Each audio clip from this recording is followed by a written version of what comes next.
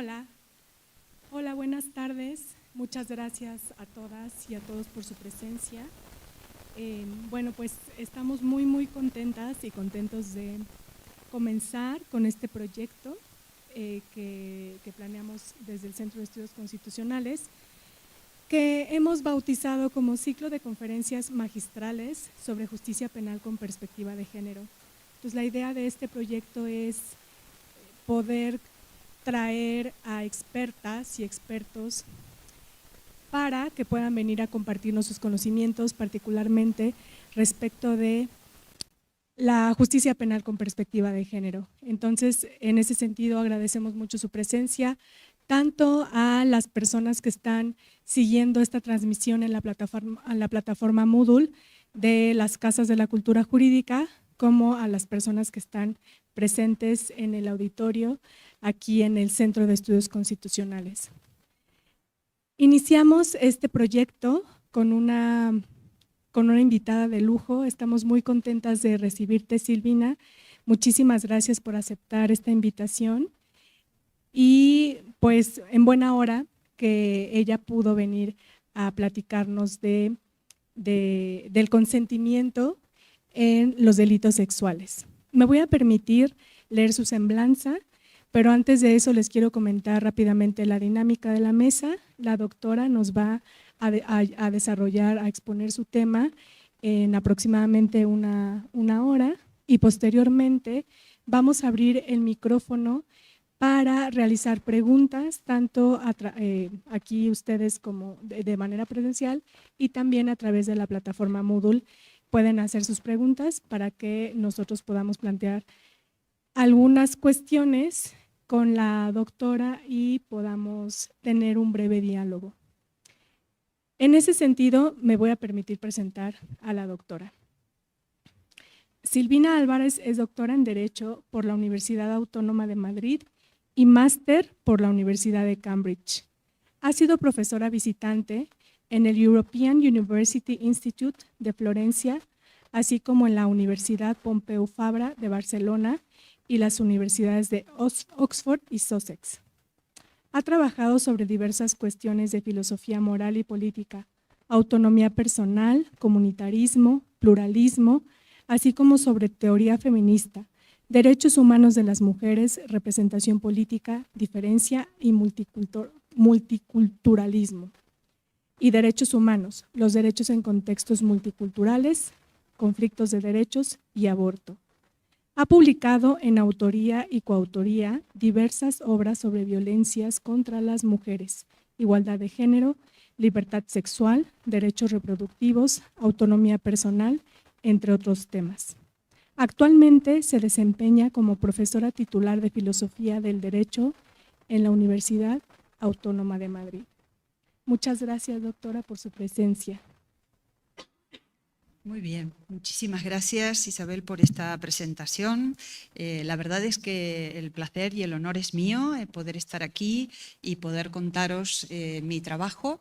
Y para mí va a ser muy valioso, además, luego poder tener este intercambio. Además, me gusta mucho también salir a veces de la universidad y de la academia, porque a veces los académicos estamos muy metidos en nuestras discusiones muy teóricas, y cuando uno tiene contacto con abogados, con jueces, con juezas, con quienes trabajan desde una perspectiva más del día a día y con los conflictos reales, pues nos dan la posibilidad también de pensar las cosas desde otra perspectiva.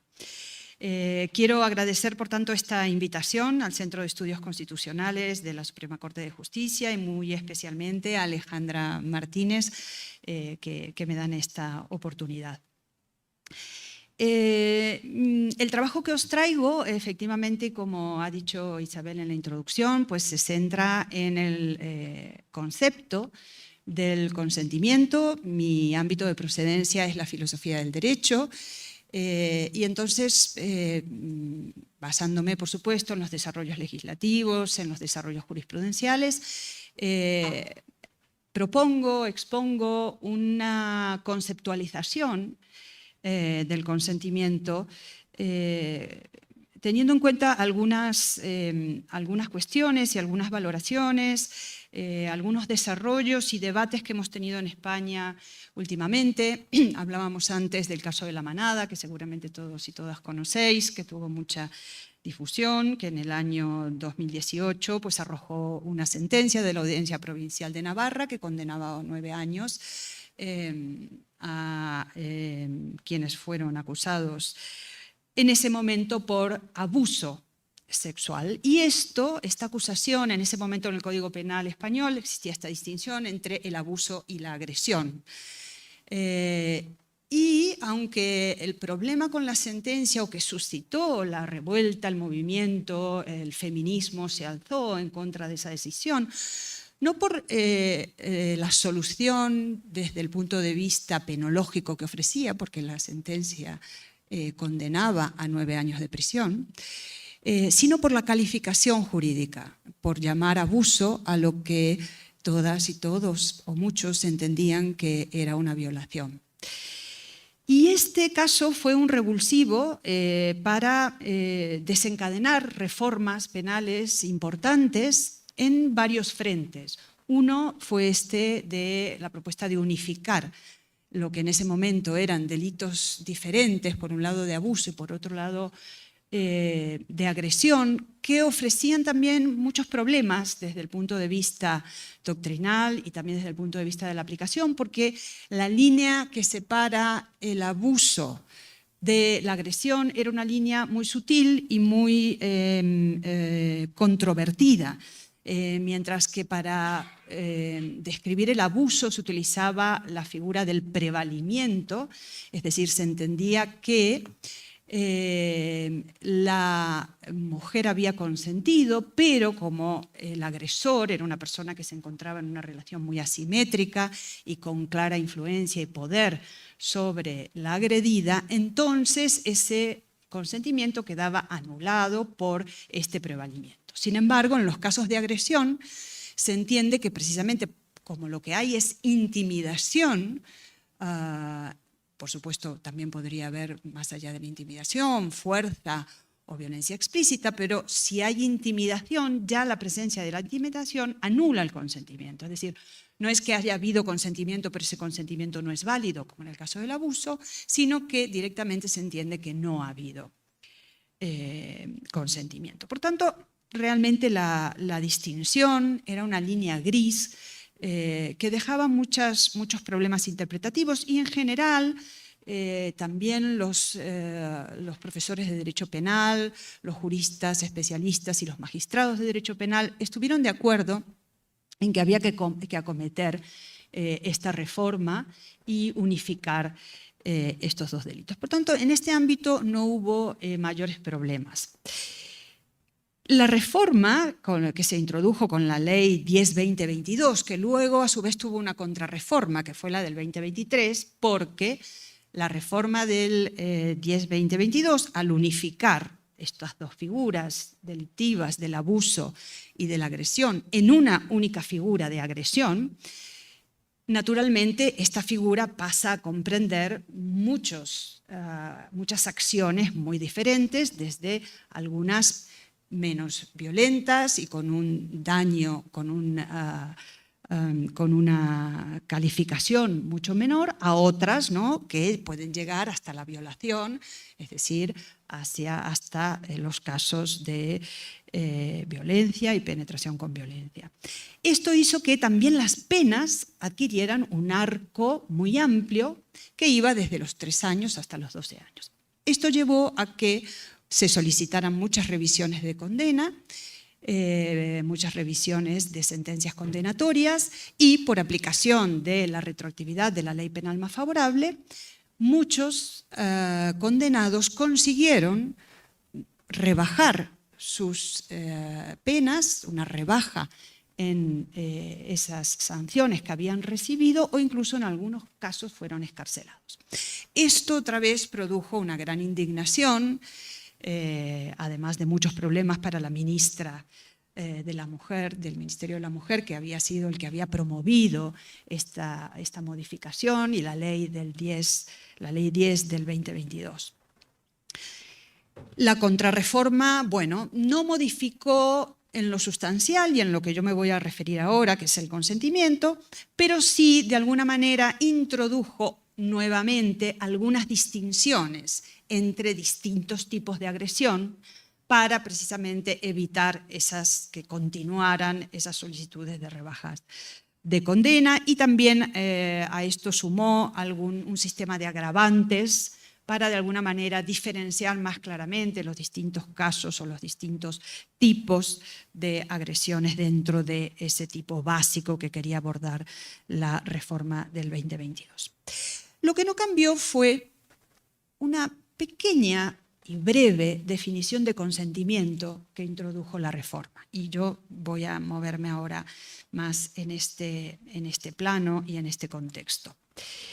Si bien el consentimiento ya existía por vía jurisprudencial, en España ya desde finales de los 90 incluso, muchas sentencias empiezan a utilizar el consentimiento y a estructurar las decisiones penales en temas de delitos sexuales en torno al consentimiento.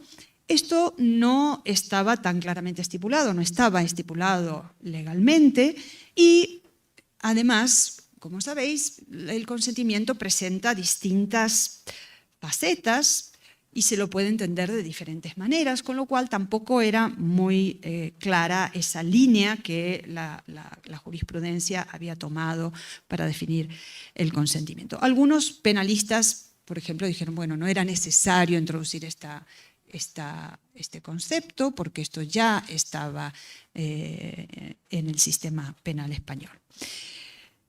La gran novedad de esta brevísima definición es que introduce una definición del consentimiento en términos positivos o afirmativos.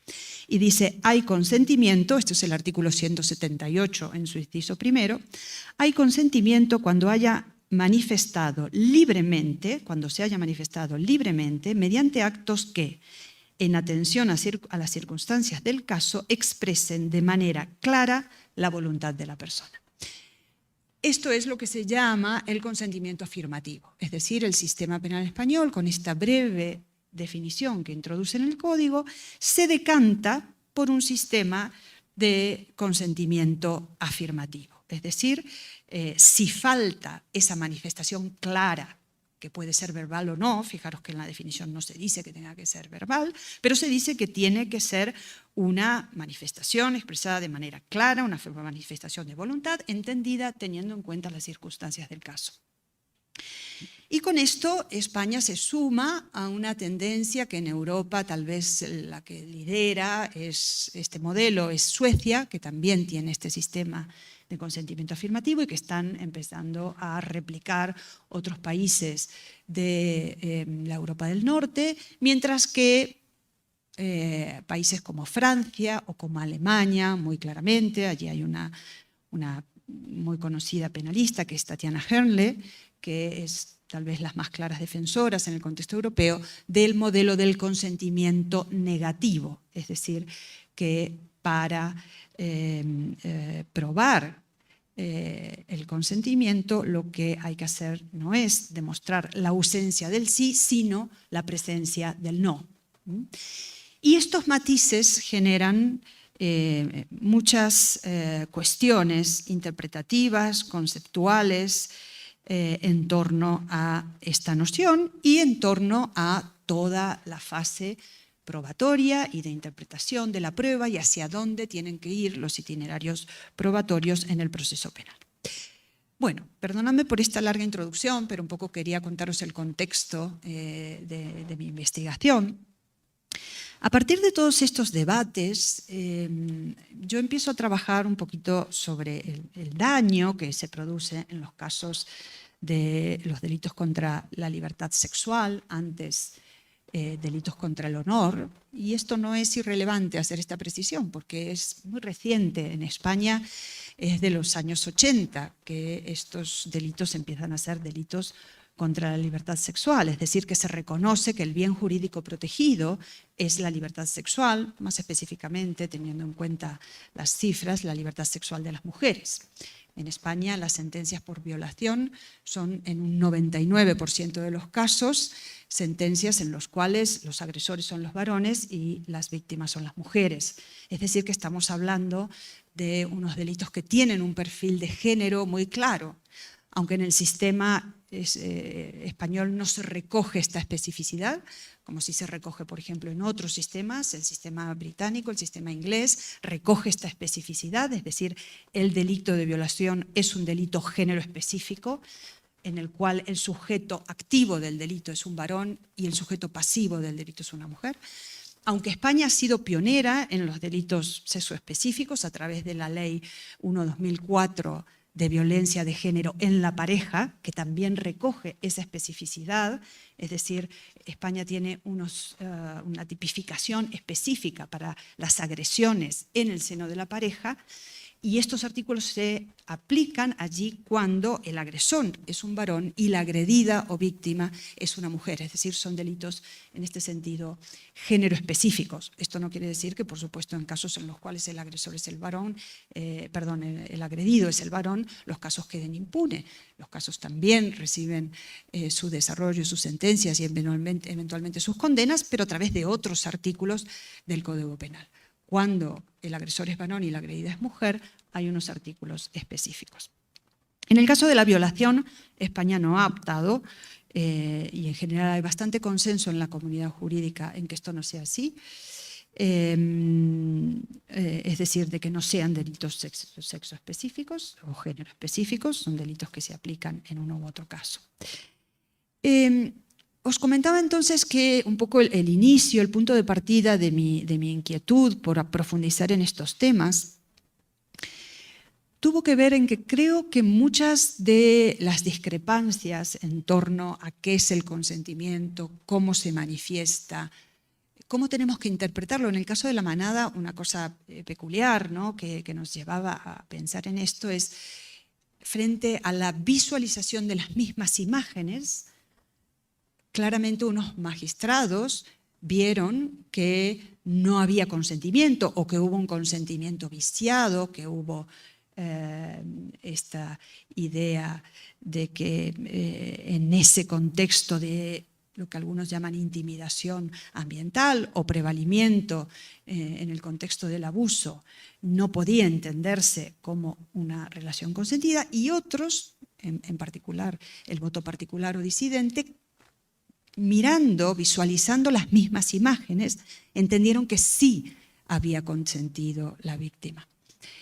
Y esto nos lleva a pensar que probablemente se estén manejando distintos significados sobre qué es el consentimiento, cómo se manifiesta el consentimiento, cómo se entablan esas relaciones presexuales y sexuales entre varones y mujeres, es decir, en las relaciones heterosexuales. Y esto me llevó a dos reflexiones. La primera es que algo falla y creo que no hay un conocimiento profundo y adecuado de qué es lo que están protegiendo los delitos contra la libertad sexual. Es decir, el bien jurídico protegido es la libertad sexual, no el honor del varón o el honor de las familias como era antes, pero esto, pasar, ¿no?, de un sistema que protegía el honor a un sistema que protege la libertad sexual, requiere fortalecer ese bien jurídico protegido, ¿no? Cuando protegemos la vida con el homicidio, la contraparte es un derecho fundamental, un derecho constitucional a la vida.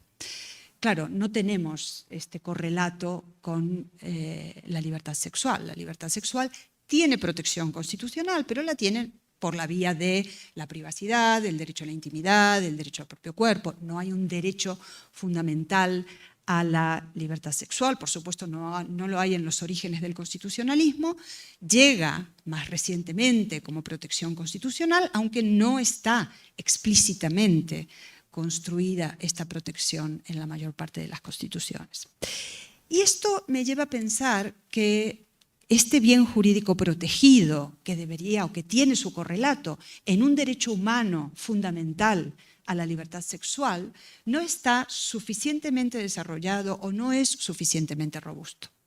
Y buena parte de esto tiene que ver también, por supuesto, con los tiempos, ¿no? Si uno va a ver otros derechos fundamentales, por ejemplo, la libertad de expresión. Bueno, claro, la libertad de expresión llevamos estudiándola desde finales del siglo XVIII, ¿verdad? Y es pilar de las democracias modernas, de las democracias liberales, y tenemos bibliotecas enteras y repertorios jurisprudenciales extensísimos sobre qué es la libertad de expresión. Pero no hay algo parecido con la libertad sexual. Y creo que esto es un déficit y que el derecho se ha ocupado poco de indagar en qué es lo que están protegiendo los delitos sexuales. Tenemos este acercamiento que es mayoritariamente negativo respecto de qué es la sexualidad, por el lado del daño, por el lado de las agresiones, por el lado de los delitos, pero no hay un desarrollo en sentido positivo de qué es la sexualidad y más específicamente qué es la sexualidad, cómo se desarrolla y cómo se constituye la sexualidad de las mujeres. Y esto me ha llevado a hacer una pequeña investigación sobre qué es la sexualidad, valiéndome de otras disciplinas no jurídicas, un ejercicio que creo que es muy provechoso, que a veces hagamos quienes nos ocupamos al derecho y que nos ocupamos de aspectos de la vida que tienen mucha relación con otras disciplinas como la sociología, la antropología o la psicología.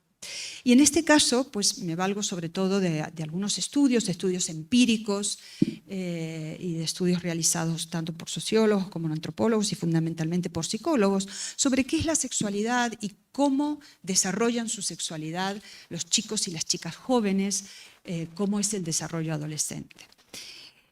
Y profundizando un poquito en esta literatura, cuyas referencias podéis encontrar en el artículo que os he mandado para este evento, lo que revela esa literatura es que varones y mujeres practican su sexualidad de manera diferente. En muchos ámbitos, ¿verdad? Cuando hablamos de sexualidad estamos hablando de prácticas sexuales, estamos hablando del desarrollo sexual en la adolescencia, estamos hablando de cuáles son los referentes, los materiales que los adolescentes utilizan, por ejemplo, el contacto con la pornografía, el contacto con la prostitución, la relación que tienen con su propio cuerpo en la búsqueda del deseo, en la búsqueda del placer, el orgasmo, la masturbación, etc. Es decir, todos estos ámbitos forman parte de la sexualidad de varones y mujeres. Y algunos de los estudios que he consultado, por ejemplo, dicen que cuando se pregunta a las mujeres jóvenes cómo perciben su sexualidad y cuáles son los aspectos que más les preocupan o en los que más se han centrado durante su desarrollo sexual adolescente, muchas mujeres, la mayoría de las mujeres jóvenes adolescentes, dicen que les preocupa la posibilidad de quedar embarazadas y la posibilidad de ser violadas. Y esto me parece que es un dato interesante sobre cómo viven las mujeres jóvenes su sexualidad, porque hay allí un punto de riesgo, un punto de temor, mientras que cuando se pregunta a los chicos jóvenes, adolescentes, cuáles son las cosas que más les preocupan sobre su propio desarrollo sexual, ponen el foco en el placer, en el deseo, en la búsqueda de la satisfacción sexual corporal, etc. Por tanto, vemos, ¿no?, cómo se van forjando estos caminos de los chicos y las chicas que parece que en algunos puntos son divergentes. Naturalmente me estoy refiriendo aquí al desarrollo de la sexualidad heterosexual, que es la que nos ocupa en este caso. Esto va acompañado de lo que algunos autores han llamado distintos, en inglés, scripts o guiones, estos distintos guiones sexuales que chicos y chicas, a los que chicos y chicas se ven de alguna manera abocados, ¿no?, por la presión sexual, o la presión social, perdón, sobre la sexualidad. Y estos guiones subrayan que en general, bueno, las chicas van más en búsqueda de relaciones afectivas, relaciones signadas por el amor romántico, relaciones que a veces las llevan a ellas a ofrecer atractivo físico, Mientras que los chicos, por ejemplo, están más preocupados por buscar atractivo físico más que por ofrecer atractivo físico en las relaciones. Están más preocupados por la iniciativa, porque en general son ellos quienes toman la iniciativa en las interacciones presexuales y sexuales. Y esto hace otra vez que esos guiones sexuales que van siguiendo los chicos y las chicas en sus desarrollos sexuales adolescentes y juveniles sean diferentes, lo cual también hace que haya un espacio amplio a veces para los malentendidos, para la duda.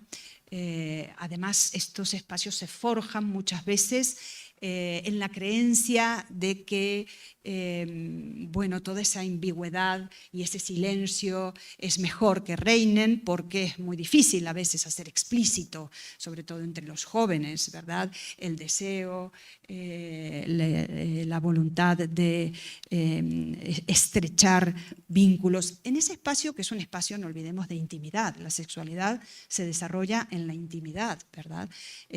Tanto la sexualidad consentida como la no consentida no se desarrolla en espacios públicos, no se desarrolla a la luz o a los ojos de otras personas, sino que se desarrolla en espacios muy íntimos. Por tanto, a veces interpretar esas señales que no son del todo explícitas, que están pendientes de miradas, de gestos, de actitudes, si además están cubiertas por un velo de silencio, hacen que se genere auténticamente un ámbito en el cual la comprensión y la interpretación de lo que está pasando requiere un esfuerzo. Otro elemento que he encontrado en la literatura, sobre todo bueno, de quienes trabajan desde la psicología y también desde la filosofía sobre estos aspectos, es el elemento de la cosificación. En la sexualidad hay cosificación, todos cosifican, los chicos y las chicas cosifican, porque en la sexualidad hay una búsqueda de placer sexual que tiene que ver con considerar al otro como eso que nos va a proporcionar placer, es decir, cosificar al otro, entenderlo como el medio para la propia satisfacción del placer. Por lo tanto, tanto chicos como chicas cosifican. Sin embargo, dicen estos estudios, en general los chicos mantienen más relaciones sexuales cuantitativamente, buscan más las relaciones sexuales, visualizan más la sexualidad, tienen más fantasías con la sexualidad, además de que hacen más uso de la pornografía. Chicos y chicas utilizan la pornografía, sabemos este es otro tema muy actual, ¿no? Los niños y las niñas desde muy jovencitos, desde muy pequeños, empiezan a utilizar la pornografía, pero los varones la utilizan en mayor cantidad o ven más pornografía y también utilizan más la prostitución. Y todo esto entonces hace que cuantitativamente, y por supuesto siempre estoy hablando de datos estadísticos, probabilísticos en general, y más allá de las excepciones, por supuesto, y de las tendencias que pueda haber en otras direcciones, pero en general los chicos en este sentido pues cosifican más a la mujer, no en el sentido feminista de cosificación como dominación o como sometimiento patriarcal, sino en este sentido de cosificación sexual, de ver a la otra persona como un medio para satisfacer el propio deseo sexual.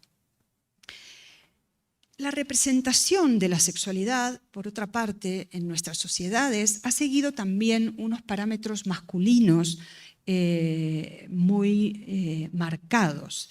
Si vemos, por ejemplo, algunas autoras, Louise Pinot es una de las autoras que yo sigo más, en relación con lo que ella llama los mitos de la sexualidad. Estos mitos pues inciden, por ejemplo, en estas ideas, estos estereotipos de, bueno, ella se lo buscó o ella me lo pidió, porque ella tenía una actitud provocativa, la forma de vestir, las insinuaciones, u otro mito en torno a la naturaleza de las insistencias masculinas respecto de las cuales es difícil rechazarlas o es difícil apartarse. el mito también respecto de que, bueno, las chicas en general tienen más miedo a satisfacer el propio deseo porque van buscando el amor romántico, directa o indirectamente están, ¿no?, esos pasados de virginidad, esa búsqueda de la mujer perfecta.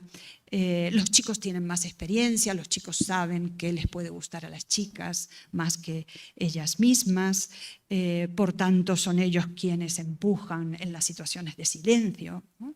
Bueno, todo esto lo podemos ver en muchos productos culturales, en muchas películas, en la literatura, en la poesía. Hay muchas muestras de estos mitos que rodean a la sexualidad. Y esto lleva a lo que algunas autoras han llamado en la literatura norteamericana la derivatization, que es un neologismo un poco raro, pero dicen, bueno, la sexualidad en nuestra sociedad se ha construido también porque los varones han ocupado ese espacio público, ¿no? La sexualidad es una práctica íntima, pero es una práctica que también tiene un aspecto social en la medida que se construye todos estos modelos, todos estos guiones de los que se van nutriendo las generaciones jóvenes, los chicos y las chicas, los adolescentes. Y esa práctica social se ha ido configurando con estos patrones más masculinos de sexualidad, sobre qué es la sexualidad, qué es el deseo, cómo lo hacemos, cómo nos comunicamos. Y esto ha llevado a que al momento en que las mujeres de alguna manera empiezan a cobrar espacio también en ese espacio, en ese terreno de la sexualidad, se entiende que el modelo de sexualidad femenina en realidad se equipara al masculino, esta idea de que hay una derivación del modelo masculino al femenino y entonces se entiende que a las mujeres les gusta lo mismo que les gusta a los chicos o que las mujeres buscan en la sexualidad lo mismo que buscan los chicos. Y esto, hay una autora, Franke, que se ocupa de la sexualidad y el derecho y dice, bueno, aquí hay una tarea pendiente en realidad, tanto para el derecho, bueno, como para las propias mujeres, ¿no?, de llenar ese vacío en relación de cómo es la sexualidad de las mujeres. Esta es una tarea que a lo mejor las propias mujeres todavía no han emprendido, ¿no? Virginia Woolf, cuando hablaba de la habitación propia, decía, bueno, primero hay que tener este espacio propio, pero luego hay que llenarlo, ese espacio, porque cuando uno se pregunta de repente cuáles son mis experiencias, las mías, no las heredadas del sistema patriarcal, qué es lo que yo quiero, qué es lo que yo quiero hacer con mi vida, qué es lo que a mí me gusta, cuáles son mis intereses, todo eso hay que construirlo. Una vez que uno tiene un espacio, hay que empezar a construir. Y seguramente todavía las mujeres están en un momento inicial de esta construcción, ¿no? Estamos hablando de que hasta hace muy poco la sexualidad estaba muy vinculada a los varones, al honor en el matrimonio, en la familia, etc. Hubo un momento, el momento de los 70, ¿no?, los años 70, eso que la teoría feminista identifica como la segunda ola del feminismo, en el cual también se dio esto que se llamó la revolución sexual de los 70 y parecía que las mujeres, ¿no?, era el destape de las mujeres, finalmente podían tener sexo más libremente, no solo dentro del corsé, ¿no?, exigente del matrimonio, sino que se empezaban a abrir las puertas para que también las mujeres pudiesen tener una sexualidad más libre, más allá de las pautas patriarcales, familiares, del matrimonio, etc.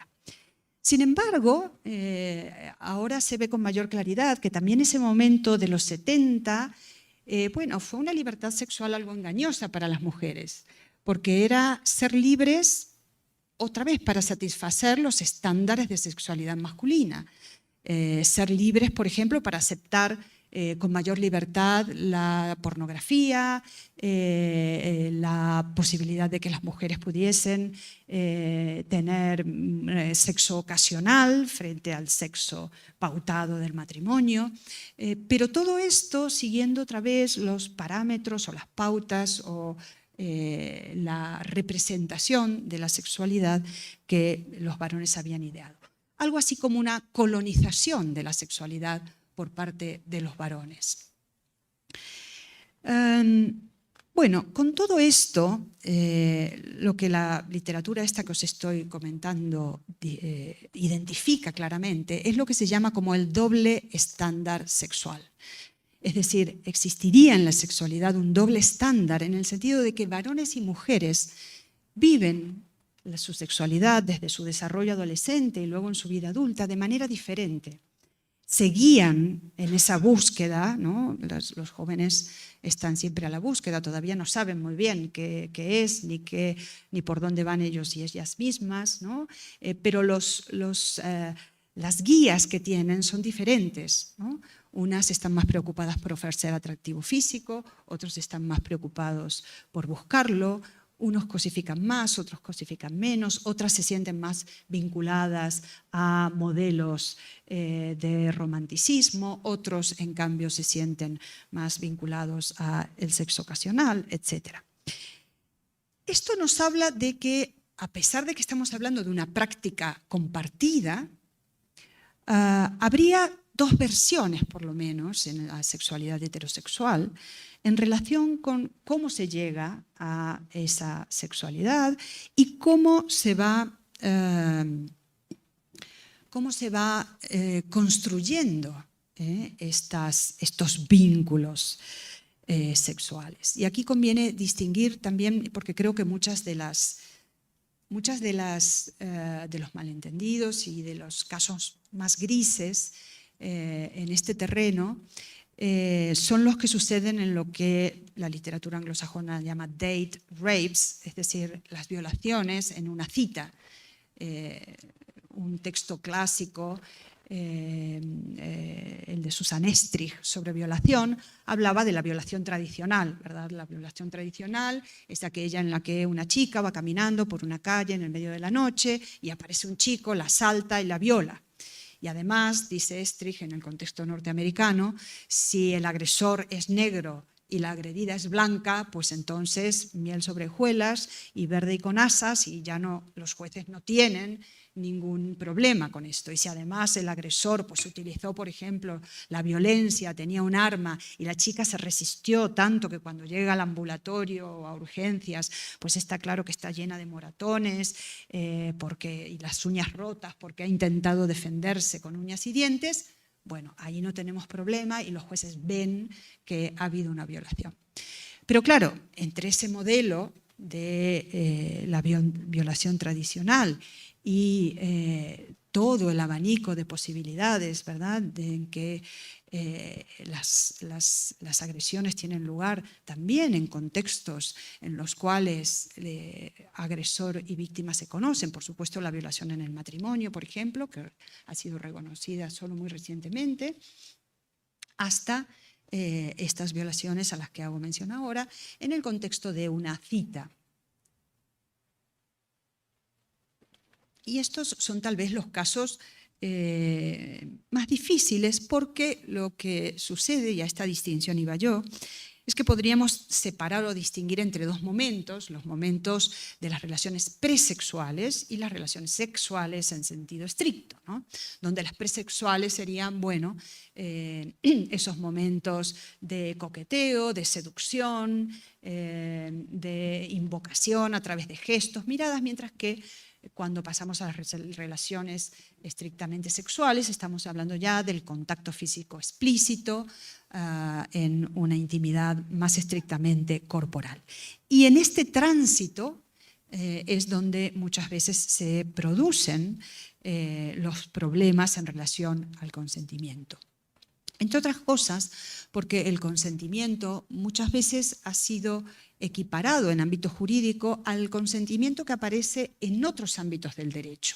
El consentimiento es una herramienta jurídica que aparece, por supuesto, en el derecho civil, a través de todo el derecho de contratos, también en el derecho biosanitario, más recientemente, el consentimiento informado, ¿no?, en el ámbito médico. Y entonces a veces se ha creído que el consentimiento era algo así como una especie de contrato, ¿verdad? Cuando firmamos un contrato estamos vinculados a eso que hemos firmado. Si yo firmo una hipoteca y me comprometo con un crédito, difícilmente pueda decir al día siguiente que no, ahora no quiero. bueno, mire, es que usted lo ha firmado y entonces ahora pues usted tiene que pagar o atenerse a las consecuencias, ¿verdad? Claro, en el consentimiento sexual no funciona exactamente así, porque en realidad el consentimiento sexual no es un consentimiento puntual. Muchas veces, y esto está vinculado a la autonomía, no me voy a meter en este terreno porque bueno, estoy dando ahora un curso en el ITAM de 8 horas sobre autonomía, entonces ya allí he hablado mucho sobre la autonomía. Pero el consentimiento presupone la autonomía, ¿verdad? El consentimiento es una manifestación de voluntad, el consentimiento es una decisión y en este sentido es una acción autónoma, pero muchas veces ha sido visto desde la perspectiva más estrictamente liberal, tradicional de la autonomía, que es una toma de decisiones que está desencadenada estrictamente por las capacidades cognitivas de la gente, ¿no? Se define la autonomía como racionalidad e independencia sin tener en cuenta el contexto en que esa toma de decisiones tiene lugar. Y esto, bueno, otras teorías, desde la teoría feminista a través de lo que se llama la autonomía relacional, han puesto el foco sobre la complejidad de la toma de decisiones. Y en el caso del consentimiento como manifestación de autonomía, en realidad lo que vemos es que el consentimiento, es un proceso, no es un momento puntual, un sí, un no. Hay una consecución, hay unos actos que se desarrollan a lo largo del tiempo y habrá que ir estando pendientes de lo que sucede en cada uno de esos escalones, ¿no? Yo antes hablaba de actos presexuales y sexuales, porque a lo mejor hemos consentido en salir a tomar una copa, pero luego cuando nos dicen ¿quieres subir a mi piso? No, o a lo mejor sí queremos subir al piso y estar hablando un rato en su apartamento, tumbadas en su sofá, pero cuando se quieren acercar y tocarnos partes íntimas, no queremos. Entonces, esto es una sucesión, en realidad, de manifestaciones de voluntad. No es un solo sí o un solo no. Y todo esto y todos estos elementos hacen que el consentimiento, me parece a mí, requiera una conceptualización también un poquito más compleja. Y entonces, para realizar esta tarea de conceptualizar y profundizar un poquito más, bueno, me he valido de un autor muy conocido en el ámbito de la teoría del derecho, que es Ronald Dworkin. Y Ronald Dworkin, en alguno de sus trabajos, hacía una distinción entre distintos tipos de conceptos. Dice, nos encontramos con algunos conceptos que son conceptos naturales, como los conceptos que están en la zoología, en la botánica, que es el agua es H2O, y esto pues no hay mucho más que discutir, ¿no? Los conceptos naturales son en este sentido conceptos descriptivos plenamente. Tenemos allí a través de la observación su caracterización. Y luego tenemos otros dos tipos de conceptos, dice. Uno son los criteriales, es decir, aquellos para los cuales necesitamos criterios, características, que es un triángulo equilátero. Bueno, necesitamos recurrir a la idea de 3 lados, 3 ángulos iguales, etc. O el concepto de matrimonio, por ejemplo, en ámbito jurídico, bueno, necesitamos unas características. Luego esto puede evolucionar, efectivamente, pero tenemos unas referencias claras y estables, por lo menos en cada momento, de qué es esto. Y en tercer lugar, dice, tenemos los conceptos interpretativos. Y los conceptos interpretativos, dice Dworkin, son tal vez los más difíciles de aprender porque tienen un componente evaluativo. Es decir, no solo tenemos la descripción, sino que nos comprometen también a evaluar ciertos actos o ciertas prácticas. Están además muy ligados a la práctica. Según cómo sea la percepción que tengamos de la práctica en cuestión, será diferente la conceptualización que realizamos. Entre los criteriales y los interpretativos podemos decir que hay un continuo, donde los criteriales están más claramente definidos, los conceptos criteriales, y los conceptos interpretativos son algo más laxos. Y por tanto, están más sujetos al desacuerdo estos conceptos interpretativos, al estar más ligados a la práctica, según cómo se perciba la práctica, desde dónde están ubicados los agentes en esa práctica, puede ser que la interpretación que hagamos del concepto sea diferente. Ejemplos de este tipo de conceptos son para Dworkin, bueno, conceptos, por ejemplo, como qué es la democracia, qué es la justicia, conceptos que están muy cargados valorativamente. Yo utilizo esta idea de los conceptos interpretativos para estudiar un poquito más el consentimiento, teniendo en cuenta esto que os mencionaba antes de ese doble estándar sexual y esta diferente forma en que los varones y las mujeres parece que vivimos la sexualidad.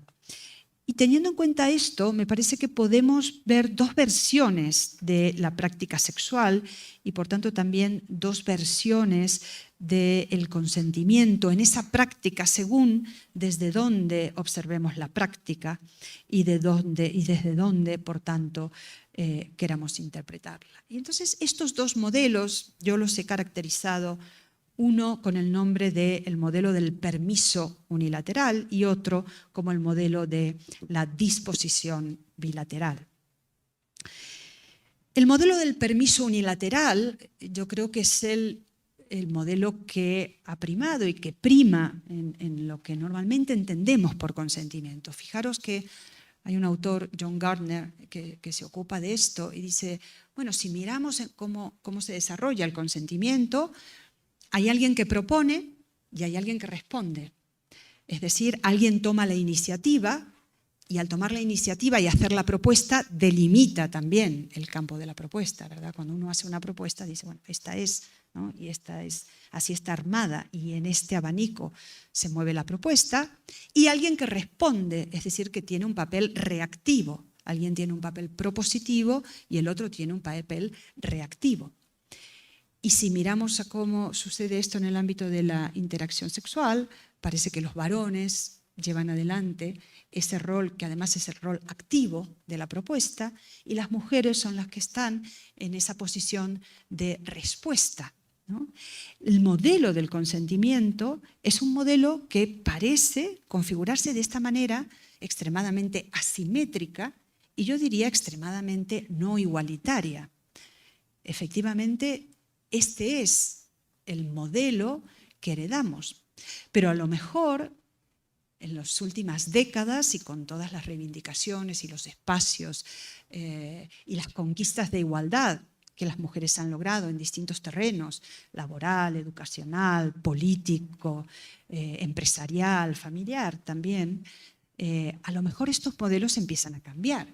Y entonces ya también en la sexualidad, a lo mejor este modelo tan asimétrico, que por cierto es un modelo que amerita probablemente esto que os comentaba antes, de considerar los delitos sexuales como género específicos, es un modelo que nos deja algo de insatisfacción, que a lo mejor responde a todos esos mitos que yo mencionaba antes y que responde a esta iniciativa masculina y a esta insistencia masculina también, ¿no? en las propuestas de relaciones sexuales, pero que deja mucha insatisfacción desde la perspectiva de la igualdad y de la perspectiva de la reciprocidad.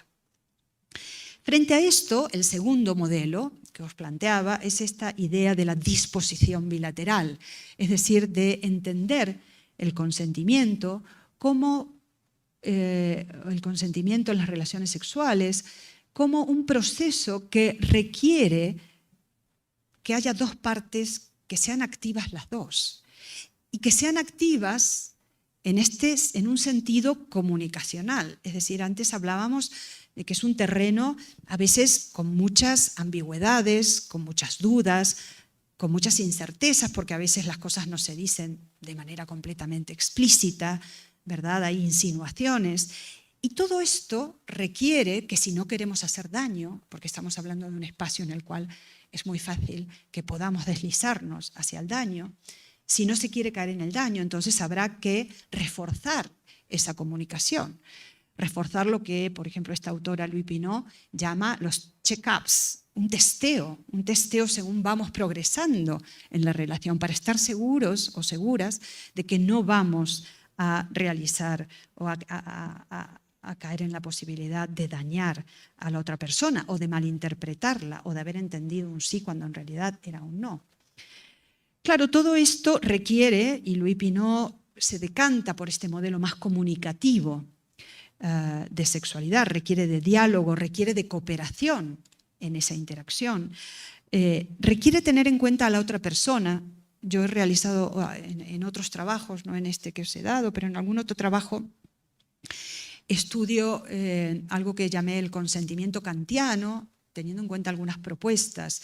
Veíamos antes que, bueno, es fácil que entremos en la cosificación, ¿no? en el ámbito de la intimidad sexual, y sin embargo parece que hay ciertos mínimos que no se deberían perder de vista, porque estamos en una interacción, en un ámbito íntimo, otra vez en un ámbito donde puede ser fácil dañar, ¿no? Cuanto más intimidad se va cobrando, cuando se empieza a involucrar el cuerpo, cuando lo que queremos hacer depende mucho también de lo que haga el otro, ¿no? En este proceso del consentimiento se va construyendo. Muchas veces cuando se empieza no se sabe hasta dónde se va a llegar, y a dónde se llegue dependerá de cómo se desarrolle la interacción, de lo que le haga la otra persona, de cómo repercuta en nosotros lo que ha hecho la otra persona, que a su vez va a generar otra reacción. Y entonces esta idea de consentimiento kantiano, allí yo resalto que por lo menos habrá que tener en cuenta unos mínimos de consideración y respeto. A lo mejor luego la relación evoluciona a más y se generan vínculos con preferencias fuertes, incluso vínculos afectivos, vínculos amorosos, etc. Pero por lo menos unos mínimos de consideración y respeto, que es lo que exigimos, ¿verdad?, en todas nuestras interacciones en sociedad. De manera que este modelo de la disposición bilateral subraya estos aspectos más dialógicos, más cooperativos de la interacción sexual. Fijaros que esta idea enlaza con los modelos legislativos que mencionaba antes del consentimiento negativo o el consentimiento afirmativo. La idea de consentimiento afirmativo, por ejemplo, lo que introduce la última reforma española, ¿no?, al subrayar esta idea de que se requiere la manifestación de voluntad, una manifestación clara, una manifestación que hay que entenderla en el contexto en el que se produce. Esto parece una clara invitación a el diálogo o a la comunicación, porque ¿cómo vamos a obtener esa manifestación si no hay de alguna manera una interacción que propicie la manifestación, que despeje los silencios, que de alguna manera destierre la incomunicación, los sobreentendidos frente a la ambigüedad y frente a la duda, ¿no?, esas interpretaciones espurias o erróneas? Para despejar eso y tener manifestaciones claras, parece que el modelo del consentimiento afirmativo está de alguna manera introduciendo este nuevo estándar sobre qué sería razonable o qué es razonable esperar de las relaciones sexuales heterosexuales. Y esto nos conecta, a su vez, con qué es lo que entonces el modelo del consentimiento afirmativo, este modelo legislativo, en el caso español ahora este artículo 178, inciso 1, ¿qué novedades introduce cuando en un proceso judicial hay que producir prueba y valorar la prueba en relación con las agresiones que han tenido lugar?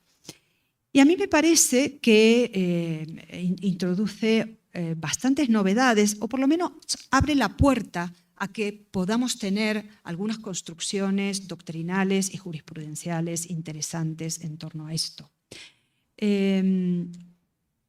La propuesta española no recoge la violación negligente, como sí hace, por ejemplo, el sistema penal sueco, que recoge la violación negligente, también el sistema penal canadiense, que habla, por ejemplo, de que se habrán tenido que verificar los reasonable steps, en el sentido de que habrá el agresor tendrá que demostrar que siguió unos pasos razonables para conocer si la víctima estaba o no consintiendo, consentía o no. Todo esto nos habla, aunque no se registre, como en el caso español, aunque no se incorpore la violación negligente, me parece que deja abierta la posibilidad de que se puedan incorporar unos estándares de razonabilidad en relación a cómo vamos a valorar esas pruebas, en relación con qué parámetros de sexualidad.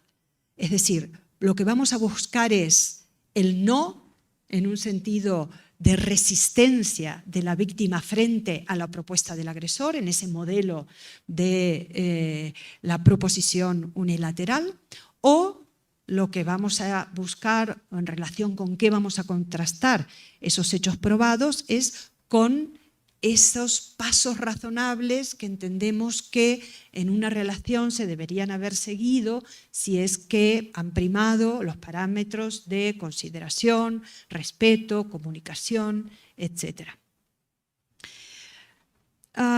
Me parece que, por tanto, el modelo del consentimiento afirmativo abre pruebas o abre caminos interesantes en relación con la valoración de la prueba. Uno, en este sentido de la posibilidad de que se puedan construir estándares de razonabilidad.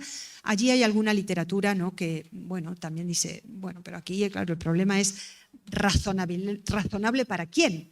Porque si efectivamente tenemos estos dos modelos, masculino y femenino, el doble estándar sexual, a lo mejor lo que es razonable para el varón, por ejemplo, muchos de estos estudios dicen que los varones tienden a percibir el consentimiento en un abanico mucho más amplio de señales que las mujeres, ¿no? Frente a una mirada, frente a una caricia, a lo mejor hay una interpretación de que ya estamos en el terreno de la sexualidad, mientras que las mujeres entienden que están en el terreno de la seducción, el terreno del coqueteo, etc., ¿no? Entonces, ¿qué es razonable? A lo mejor también nos aboca a tener dos estándares, uno de qué es razonable para el varón y otro que es razonable para la mujer. Bueno, allí algunas propuestas dicen que deberíamos tender a un estándar único de razonabilidad que pudiese conjugar de alguna manera estas dos prácticas o estas dos vivencias diferentes de la sexualidad que se encuentran en esta práctica común. Y también aquí me parece, ¿no?, que tal vez algunos os estéis preguntando, pero entonces, ¿cómo dirimimos esto? Vamos a tener dos conceptos que están allí en conflicto. ¿Cómo lo manejamos esto en el ámbito judicial? Mi idea es que, y de hecho esto está en la literatura sobre conceptos interpretativos, cuando nos encontramos con estos conceptos interpretativos porque hay distintas percepciones respecto de una misma práctica, ¿cuál es la mejor forma de interpretarla? Tendrá que ver con hacerlo conforme a algunos de los principios de nuestro sistema. Y creo que aquí el principio de igualdad nos puede dar una pauta muy importante. Esas interpretaciones no podrán en ningún caso violar ese principio de igualdad, no podrán alterar fundamentos tan básicos como son los de la consideración y el respeto, como la ausencia de daño, como mantener ese interés por la otra persona para no dañarla. Y aquí me parece que es interesante ver cómo al final estas dos concepciones a lo que apuntan es para que podamos visualizar cómo se compone la práctica con vistas a poder tener algún parámetro de referencia. Algún parámetro de referencia para afrontar ese itinerario probatorio que es muy duro en el caso de los delitos sexuales. Sabemos que la progresión del juicio depende de la víctima, que es la que tiene que llevar adelante el caso, que además el testimonio único es el centro de la actividad probatoria, que va a necesitar corroboraciones periféricas para que pueda tener éxito. Yo creo, esto lo he desarrollado también en otro trabajo, que es muy importante que toda esta actividad probatoria se intensifique, por ejemplo, las periciales, recabar los informes de psicólogos, de médicos, de trabajadores sociales, testimonios, a veces en los casos donde hay personas jóvenes, adolescentes, los testimonios de los amigos son muy importantes porque aunque no sean testigos directos, pues tienen una percepción de cómo ha sido esa relación. Y esto, por supuesto, en una instrucción del caso que sea lo más rápida posible, porque sabemos que luego las pruebas se pierden. En general, esto es una característica de todos los delitos que tienen lugar en el ámbito público, en el ámbito privado, en el ámbito íntimo. Es mucho más difícil recabar pruebas y, por tanto, hace falta celeridad, hace falta mucha diligencia, hace falta extremar las pruebas allí donde las que podemos tener. A veces no tenemos pruebas científicas y esto es un hándicap, pero habrá que desarrollar otro tipo de pruebas. Y creo que también hay que incidir sobre las máximas de experiencia. Las máximas de experiencia guían la valoración probatoria de los jueces, ¿verdad? Y esto se hace con la práctica, pero se hace también teniendo algunos parámetros de referencia. Sabemos, ¿no? Las máximas probatorias son las que le dicen al juez que si encuentra 2 gramos de cocaína, bueno, eso probablemente no era para tráfico, pero si encuentra 2 kilos de cocaína, eso probablemente era para tráfico. Bueno, en el ámbito de los delitos sexuales, me parece que hace falta revisar esas máximas de experiencia, que muy probablemente estén marcadas por todos esos mitos, por ese modelo del consentimiento como permiso unilateral y que tal vez sea el momento de revisarlo a la luz de una perspectiva de género, a la luz de las experiencias de las mujeres que permitan una valoración de la prueba más conforme a todo esto que he venido desarrollando. Esto, por supuesto, en ningún caso nos habla de bajar los estándares de suficiencia probatoria. Este es otro debate que ha surgido en España, ¿no? No podemos llevarnos por delante la presunción de inocencia, por supuesto, y faltaba más. Creo que en las democracias más o menos robustas les enseñamos a nuestros estudiantes de Derecho desde el día 1 hasta el último día que el derecho penal es la última ratio, que recurrimos al derecho penal solo cuando hay un daño que la sociedad entiende que no se puede permitir y que hay que condenar, y que a nadie en general nos parece que la cárcel, la prisión y las condenas de prisión sean un recurso fácil ni a la mano, y que, por supuesto, la presunción de inocencia va por delante. De manera que los criterios de suficiencia, el más allá de la duda razonable, las reglas de la lógica, de la sana crítica, etcétera, todo esto no está en cuestión y estos siguen siendo los pilares del sistema penal en un Estado de Derecho. De lo que estamos hablando es de poder interpretar esa prueba conforme a cuáles son realmente los itinerarios por los que se está moviendo la práctica sexual. Y si queremos tener una aproximación fidedigna, tenemos que mirar también a cómo viven esa sexualidad las mujeres, abandonar los parámetros exclusivamente masculinos de la práctica sexual e incorporar los parámetros o las formas de sexualidad de las mujeres. Por tanto, y ya para terminar, porque creo que ya estoy en tiempo, ¿verdad? Bueno, lo que he querido proponeros aquí son, bueno, una interpretación de estos cambios, de cómo leer el derecho, como decía Catherine McKinnon, con la lente de género, o como decía Bartlett, haciendo las preguntas de las mujeres, qué les pasa a las mujeres y cómo puede hacer el derecho para llegar a las experiencias de las mujeres, y también para tener unos conceptos que sean unos conceptos modernos y que recojan efectivamente y auténticamente también en el terreno de la sexualidad el principio de igualdad y se tomen en serio la idea de que las mujeres somos participantes en la práctica política y en la práctica jurídica, tanto como ciudadanas como operadoras del derecho también, con capacidad para reconocer un derecho que sea intérprete también de las experiencias de las mujeres. Nada más. Muchas gracias.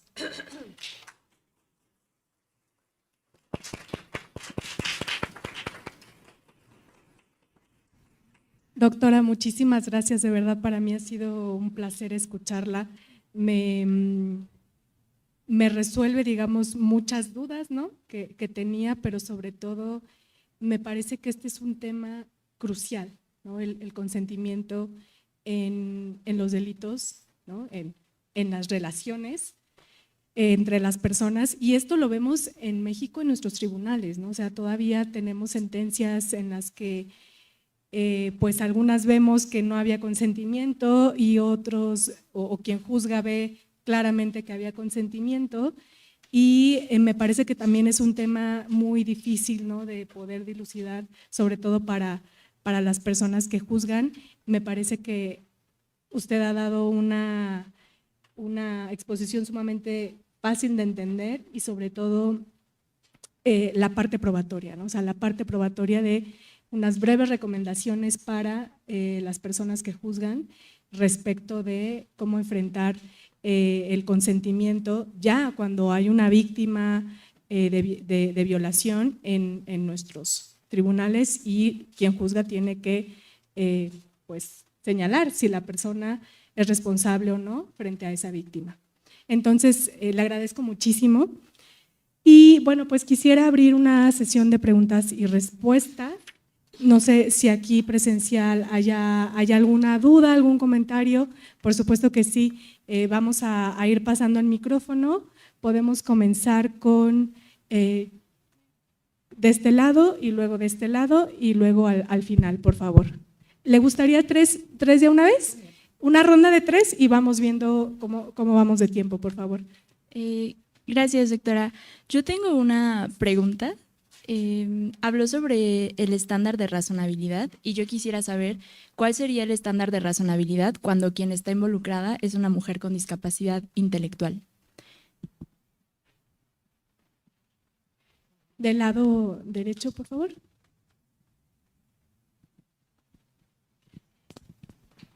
Muchísimas gracias, Silvina, por la conferencia. Yo quiero hacerte un par de preguntas sobre la valoración de las pruebas en este tipo de casos, precisamente para probar si hubo o no consentimiento. La primera tiene que ver con la valoración de la testimonial. ¿Cómo deberían los jueces darle valor en este tipo de casos que son cometidos en lugares íntimos, normalmente no a la vista de mucha gente? ¿Cuál es el valor que debería de dársele a esta prueba? Y también quiero preguntarte a propósito del caso que te llevó y que ya mencionaste que te llevó a estudiar estos temas, que es el de la manada. ¿Qué opinas de las pruebas de carácter? Porque también se estuvo debatiendo sobre el tema, y te lo pregunto desde las dos perspectivas, tanto desde las víctimas como de los imputados. ¿Qué valor, primero, si se le debería dar valor a las pruebas de carácter o no? Todas estas cuestiones que hablan de comportamientos previos, que fue algo que también se estuvo discutiendo, si debería de dárseles valor o no en ambos casos, y cómo valorar este tipo de pruebas pues para hacerlo con perspectiva de género. Una pregunta más para hacer la primera ronda de 3. De aquel lado, por favor. Gracias. Hola, muchas gracias. Mi pregunta también está relacionada con la valoración de la prueba, específicamente con las trabajadoras sexuales. Por ejemplo, cuando usted hablaba de que hay diferentes etapas del consentimiento, o sea, que puedes aceptar algo, pero tal vez después otra cosa ya no. Entonces, en estos casos específicos donde ellas dan un servicio y aceptan eso, pero que durante la marcha de lo que suceda ocurra algo que ya no esté bajo su consentimiento, ¿cómo podría aplicar ahí la valoración de las pruebas como para un juez que generalmente no ocupan la perspectiva de género? Muchas gracias por las preguntas muy interesantes. Entonces, pues le doy la palabra, doctora, por favor. Muchas gracias por todas las intervenciones. Lo primero, lo del estándar de razonabilidad para un caso de incapacidad intelectual. Bueno, me parece muy interesante traer el caso de situaciones en las cuales una de las personas que intervienen en la relación se encuentra en una situación de especial vulnerabilidad, ¿verdad? Y esto creo que es muy, muy importante tenerlo en cuenta. En esos casos en los cuales existe una mayor vulnerabilidad, el riesgo de daño aumenta enormemente, con lo cual esto nos habla también de la necesidad de extremar los cuidados, ¿no? Todo esto que yo decía antes de la comunicación, los testeos, el check-up, mantener el diálogo, la cooperación, estar permanente, ¿no? Esta idea del proceso del consentimiento. Yo diría que a mayores riesgos que se asumen en la relación, mayores los cuidados y mayor esta idea de mantener ese diálogo, ese testeo, no dar nada por supuesto, buscar esa manifestación de voluntad. Por ejemplo, en los casos donde hay claras asimetrías, donde hay una persona muy joven y otra persona más mayor, donde hay una chica de 18 años y una persona de 30, bueno, claramente esas diferencias de edad que tienen que ver con diferencias de experiencia, de percepción, de saber o desconocer lo que se quiere también en materia sexual, bueno, esto habla de que hay que extremar los cuidados. Lo mismo, por ejemplo, en las relaciones entre 3 o más personas, ¿no? También allí parece que el riesgo, por supuesto en las relaciones sadomasoquistas, cuanto mayor es el riesgo de que pueda haber un daño, y si una de las personas intervinientes es una persona con discapacidad, pues está muy clara, ¿no? el terreno ese de la vulnerabilidad, entonces mayores deben ser esos cuidados. Y yo creo que esto entra, ¿no? en ese estándar de razonabilidad en que hay que extremar los cuidados cuanto mayores son los riesgos que se corren. Caso de la manada, ¿no? Una chica de 18 años con 5 varones entre 27 y 30 años. Bueno, estas asimetrías de edad, de número, nos hablan de un terreno en el cual parece ser que las diligencias tendrían que haber sido mucho mayores, porque es mucho más probable que se pueda uno deslizar por la pendiente del daño, ¿no? Alejandra, bueno, claro, el tema del testimonio único, ¿no? O la testimonial, y qué valor se le da a este testimonio único. Bueno, me parece muy interesante. Está claro que en estos casos la prueba estrella es el testimonio único. Y en general, por parte de los operadores jurídicos, hay una gran resistencia a que esta prueba pueda por sí sola ser la base de la acusación, ¿no? Y yo creo en este sentido dos cosas. Por supuesto, hay que intentar robustecer esta prueba. Yo creo que es muy importante, por eso lo que comentaba antes, ya lo que no se puede hacer es decir, bueno, como estos delitos son muy difíciles de probar, pues sobreseimiento, no podemos probarlo y la víctima se queda sin una respuesta. Esto es muy peligroso, porque esto es negar el derecho a la tutela judicial efectiva. Entonces, somos conscientes de que estos actos son más difíciles de probar, pero esto no puede significar una claudicación por parte de la Administración de Justicia.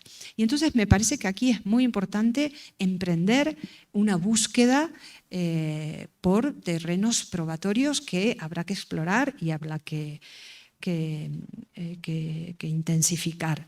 Yo creo que hay que intentar, en la medida de lo posible, las estrategias de corroboraciones periféricas a través de pruebas indirectas, a través de las pruebas indiciarias, lo que mencionaba antes de buscar testigos, buscar los informes periciales que puedan ayudar a los operadores jurídicos, al juez, a la jueza, nutrirse del contacto con profesionales de otras disciplinas. Por supuesto, quien dicta sentencia es el juez o la jueza. La responsabilidad en este sentido recae sobre la juez o la jueza. Por eso también el contradictorio, por eso la resistencia a la llamada prueba preconstituida, que esto es también un tema que se habla mucho. ¿Por qué someterla a la víctima a la necesidad de que tiene que declarar en sede policial, luego tiene que volver a declarar en juicio, sometida además al interrogatorio de la defensa, que suelen ser interrogatorios muy incisivos y muy dañinos? Bueno, la respuesta a esta es: estamos en un contradictorio, la inmediación de la prueba, el juez, la juez quiere escuchar de primera mano.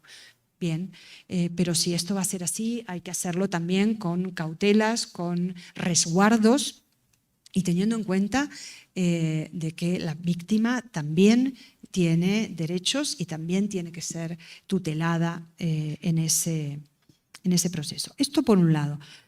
Otra cuestión interesante, ayer en diálogo con una de las estudiantes del curso que estoy dando, me hacía ver que es verdad que muchas veces estas resistencias al testimonio de la víctima no existen en otros tipos de casos. Ya me señalaba los casos de cohecho, en que muchas veces el testimonio del funcionario público o el empleado público que dice, bueno, me ofrecieron, ¿no?, un dinero para que hiciera tal o tal cosa, bueno, puede ser tomado en cuenta o se le da una mayor credibilidad a lo que en general se le da al testimonio único. Yo creo que esto también está a veces, ¿por qué se parte de esta desconfianza, ¿no?, respecto del testimonio de la víctima? Creo que esto a veces está alimentado, ¿no?, por esta creencia en que, bueno, en realidad hay una estrategia de venganza, en realidad hay una estrategia de hacer daño al acusado, y me parece que estos son, ¿no?, estos prejuicios, estereotipos que le hacen poco bien a la salud de un proceso penal y que también habría que desterrarlo y verificar, y esto lo desarrolla un profesor que se llama Federico Arena en una publicación de la revista Quaestio Facti, que el testimonio de la víctima tiene también un valor epistémico muy importante. Es decir, sabemos que en el proceso probatorio, bueno, la verdad real, la verdad y esa verdad en sentido epistémico, compite con la verdad procesal, ¿verdad? Porque claro, la verdad procesal es aquella a la que vamos a llegar teniendo en cuenta todas las limitaciones que tenemos durante un proceso, ¿no? No podemos tomar las declaraciones de cualquier manera, hay una serie de indicadores y parámetros que hacen que algunas pruebas las podamos tener en cuenta, otras no, etc. Pero sin embargo, tenemos que tener también en cuenta que nos interesa llegar a la verdad epistémica, es decir, queremos llegar a saber qué es lo que realmente ha sucedido. Y para esto, el testimonio de la víctima, si se lo trabaja bien, si se lo trabaja con los profesionales adecuados, creo que puede ser una herramienta muy importante, y que de alguna manera siempre hay un compromiso entre la verdad y la certeza en todo juicio penal, ¿verdad? Los principios del más allá de la duda razonable no nos hablan de que tengamos la verdad al 100%, sino que nos hablan de un compromiso entre las pruebas que tenemos, que tienen que ser lo suficientemente fuertes como para avalar una sentencia condenatoria, aunque no reflejen la verdad en el sentido epistémico de descubrir lo que realmente pasó en todos sus extremos. Entonces, creo que allí hay que tener en cuenta también todas estas cuestiones. Y en cuanto a lo que se llama la prueba de carácter, que entiendo que son, ¿no?, el traer los comportamientos previos de las personas involucradas, bueno, esto me parece muy interesante. Esto se ha trabajado en relación con la revictimización y victimización secundaria. Tenemos ahora un caso contra Italia del Tribunal Europeo de Derechos Humanos que trabaja muy bien esto a raíz de un caso en Italia que finalmente absolvió a los acusados y donde los abogados de la defensa fueron especialmente incisivos de una manera muy dañina para la víctima, tanto de traer cuestiones como, por ejemplo, si en su pasado había tenido una vida ligera, muchas relaciones sexuales, si utilizaba determinada ropa interior de determinado color o de determinado diseño, por ejemplo, para vincularlo a el tipo de comportamiento sexual de la víctima. Entonces, bueno, creo que ahí hay que ser muy cautelosos, ¿no? Porque hay algunos comportamientos que pueden resultar relevantes si tienen alguna vinculación con los hechos y otros que deberían no tenerse en cuenta en absoluto, creo, si no tienen esta vinculación. El caso Dani Alves, que ha salido la sentencia hace muy poquito y no la he podido leer, pero he leído algunos comentarios y creo que da un paso interesante en esto en relación que vincula un poco los dos aspectos. Por un lado, el testimonio de la víctima. En este caso, parece que la víctima, en su testimonio, había ciertas contradicciones en cuanto a la primera parte de la relación, antes de que entraran al baño, ¿no? Sabéis que bueno, hay un momento en el cual los dos entran al lavabo, al toilette, al baño. Pero antes, pues están allí con amigos y en el relato de esta primera parte parece que la víctima cae en algunas contradicciones. Dice que se querían ir y luego no se fueron, y esto parece que no cuadraba y que no había coherencia en el relato. Y sin embargo, la sentencia dice que no obstante esa falta de coherencia en la primera parte del relato, que se puede deber a que la víctima tiene miedo de que se la malinterprete, de que se piense que, bueno, que en realidad sí, ella lo buscó desde el principio, etc. Dice, bueno, no hay coherencia en esa primera parte, pero sí hay coherencia a partir de que entran al baño, empiezan a tener un acercamiento más íntimo, ella dice que no a determinadas propuestas, él insiste, etc. Entonces, bueno, me parece también interesante, ¿no?, que se puedan empezar a matizar un poquito más, a analizar desde una perspectiva, como decía antes, no solo de considerar la autonomía, las decisiones, solo desde el aspecto cognitivo, tener en cuenta que entran aspectos emocionales muy importantes que se pueden recabar en relación a cómo fue progresando esa relación y que creo todo esto hay que tenerlo en cuenta.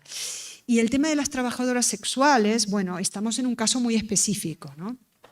Yo diría así como comentario muy general, lo mismo que comentaba al principio, creo que el caso de las trabajadoras sexuales están en un ámbito de muchísimo riesgo y que por tanto también allí es muy importante que el parámetro en relación a qué es lo esperable por parte de un cliente también responda a unos parámetros de estricta consideración y respeto.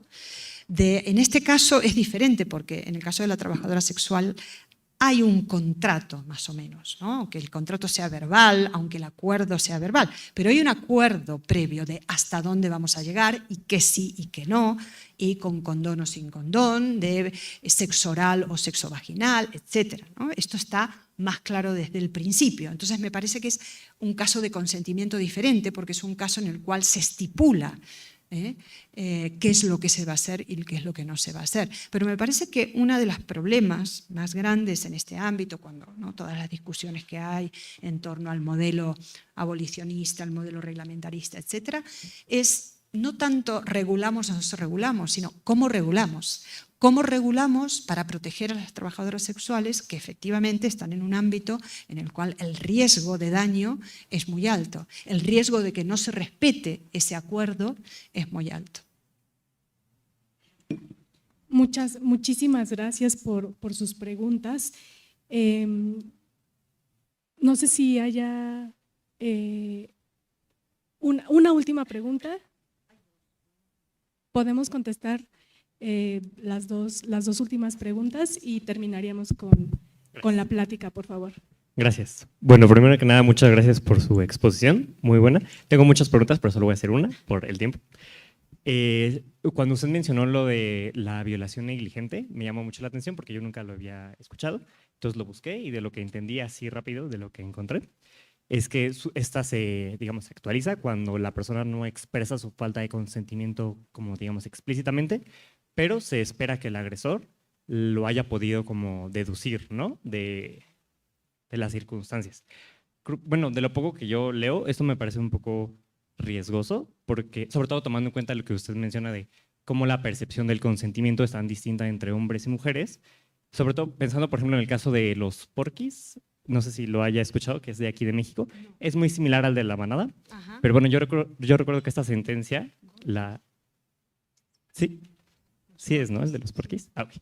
Yo recuerdo que esa sentencia la examinamos en una de mis clases y lo que nos llamaba mucho la atención era cómo el juez había examinado el consentimiento de la víctima, porque en una parte hablaba de cómo ella estaba en el auto con ellos y el razonamiento del juez fue como, bueno, pero es que si ella no quería, pues hubiera salido del coche y ya, ¿no? Esa es como una de las partes del razonamiento. Pero ya que te pones a examinar las circunstancias en las que ella se encontraba, era una mujer joven que se encontraba en un auto con hombres que la superaban en número, en fuerza, en tamaño, y pues como lo que nos preguntábamos en nuestra clase era, pues, ¿qué esperaba el juez?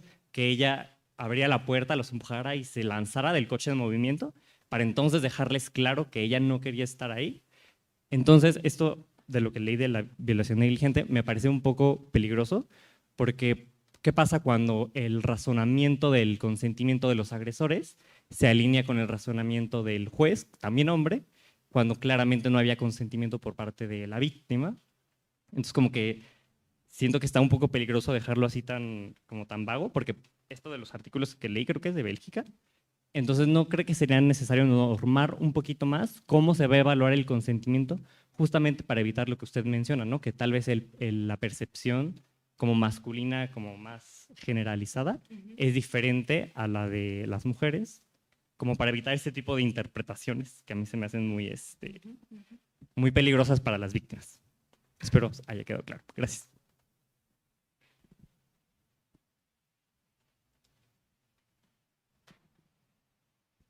Gracias. Bueno, tengo dos muy cortas. La primera un poco relacionada con lo que acaba de decir Fer.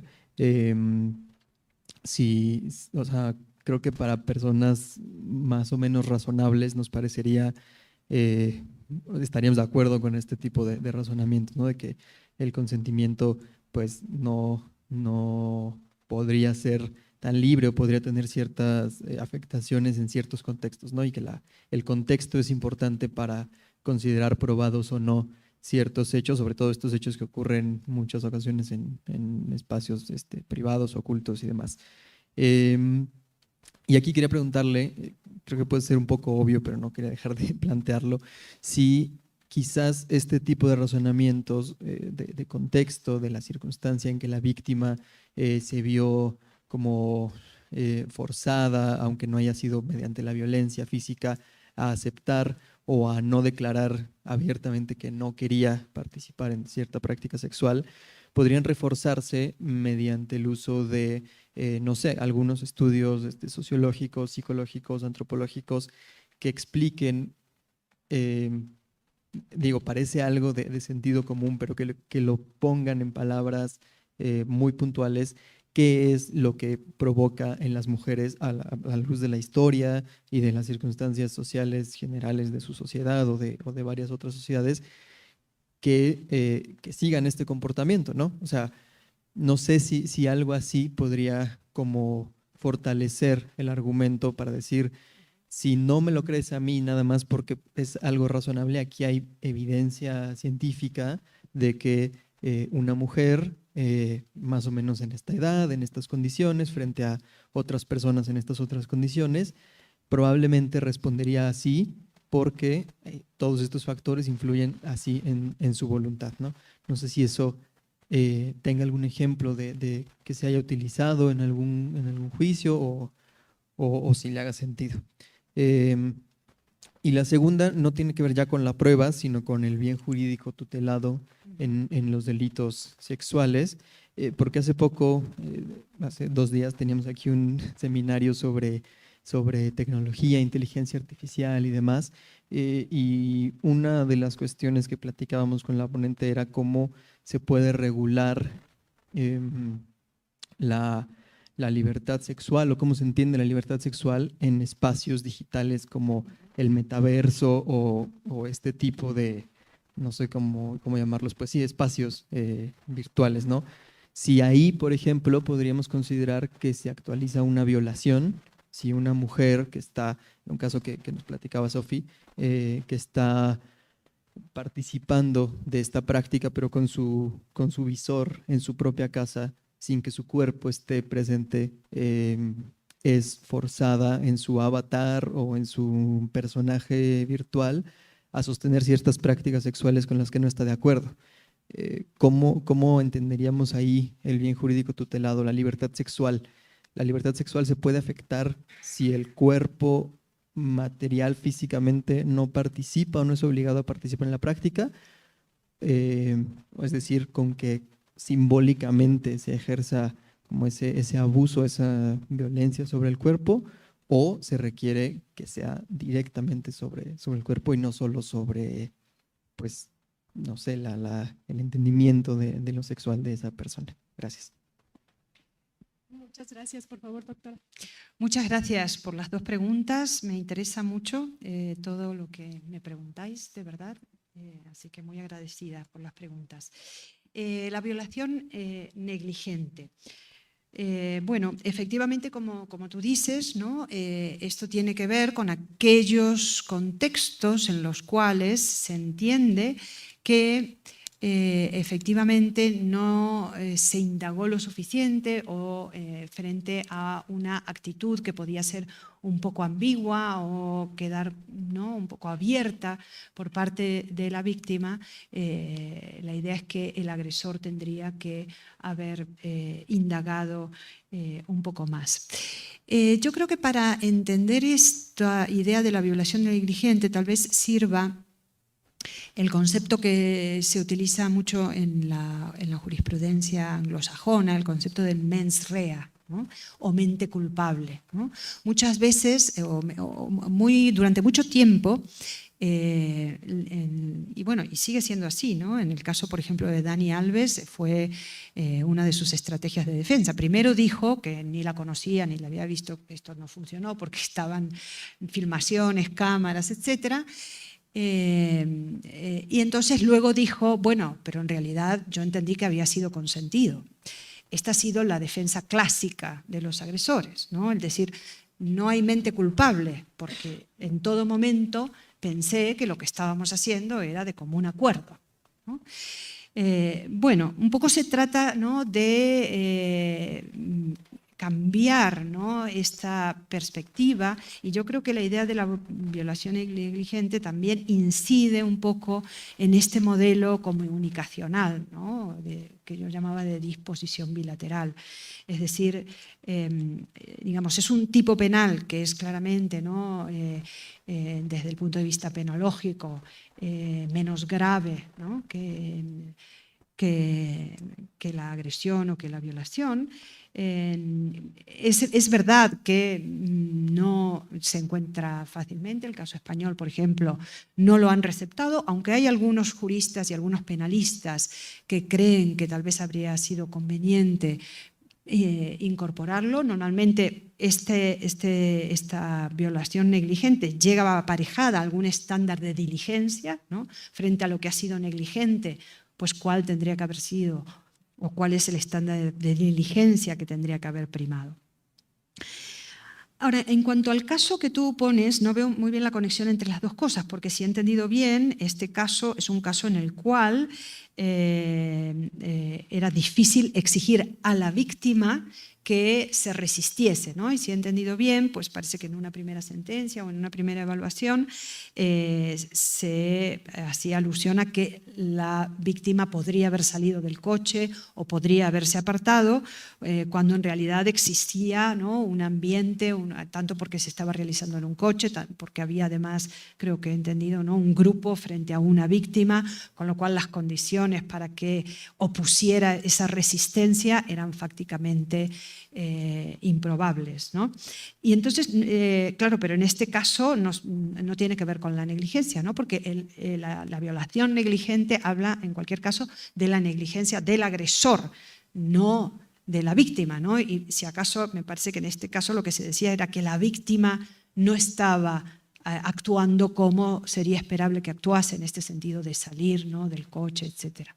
No sé si te he entendido bien o si hay algo que quieras agregar.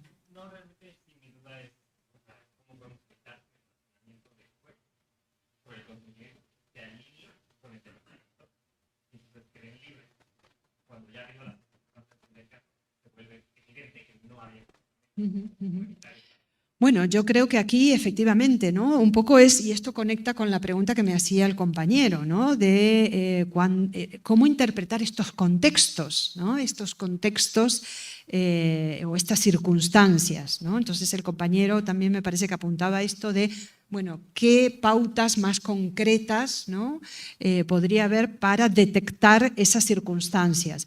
Bueno, por ejemplo, la jurisprudencia del Tribunal Supremo Español ha desarrollado mucho la idea de intimidación ambiental, es decir, donde la intimidación no es la que ejerce directamente el agresor, sino es la atmósfera de alguna manera que se crea. Por ejemplo, ¿cuándo se crea? Bueno, estar en un coche que está andando crea una atmósfera en la cual está claro que no nos podemos escapar, ¿no? O estar en una casa en el medio del campo crea también una atmósfera que aumenta la peligrosidad. O el que sean varios agresores frente a una única víctima, ¿no? Todas estas son circunstancias que parece que aumentan, ¿no? esta intimidación que se ejerce sobre la víctima. O solamente, por ejemplo, la diferencia de desarrollo muscular, corporal, etcétera, ¿no? Una víctima que se siente más vulnerable o más frágil frente a un agresor que la dobla en estatura o en desarrollo muscular. En fin, todos estos aspectos, ¿no? son los que inciden en la creación de esas circunstancias.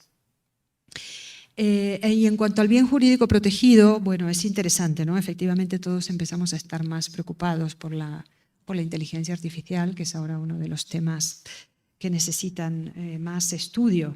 Las violaciones virtuales. Bueno, yo creo que en esto tal vez nos sirva mirar algunos desarrollos que efectivamente se han realizado, ¿no? Por ejemplo, en relación con la pornografía infantil, ¿no?